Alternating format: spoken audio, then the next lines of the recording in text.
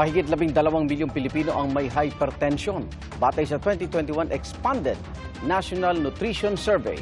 Ayon sa DOH, tinuturing na traidor ang sakit na karaniwang natutuklasan kapag inatake na ng komplikasyon.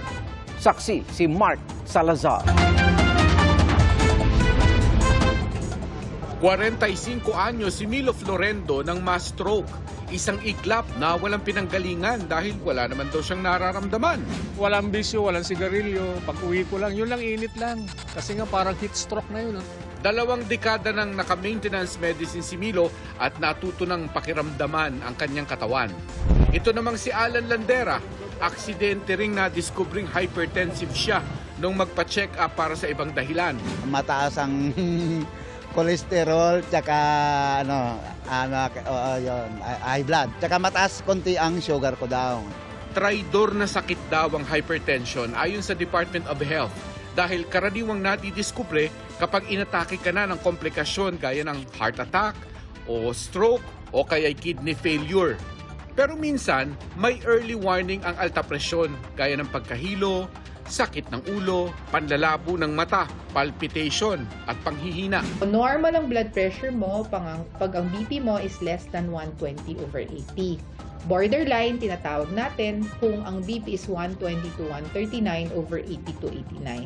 Hypertension, katulad ng sabi natin, dapat more than or equal to 140/90 on 2 separate patients. Dapat panay-panay. Kaya siya silent killer, walang nararamdaman. Kasama sina Milo at Alan sa mahigit 12 milyong Pilipino na may hypertension ayon sa 2021 Expanded National Nutrition Survey. Ang high blood pressure increases the risk of pwede kang mag-atake sa puso, heart failure o kaya sudden cardiac death. Ikinakampanya ng DOH ang edukasyon sa tamang lifestyle para maiwasan ang hypertension. Hindi dapat maalat at matamis kumain at huwag katamaran ng exercise. Malaking factor din ang timbang. Kung kabilang ka sa 23 milyong Pilipino na obese, 65 to 75% ang tsansa mong maging hypertensive. Kailangan din yung iba pa nag-exercise din tayo. And syempre yung mga bisyo, iiwasan natin siya. Paninigarilyo ang binibigyang diin ng DOH bilang pangunahing kalaban dahil sa nakakaalarmang datos na 1.1 milyong kabataang edad 13 hanggang 15 ang naninigarilyo na. Para sa GMA Integrated News, Mark Salazar ang inyong saksi. Mga kapuso, sama-sama tayong maging saksi.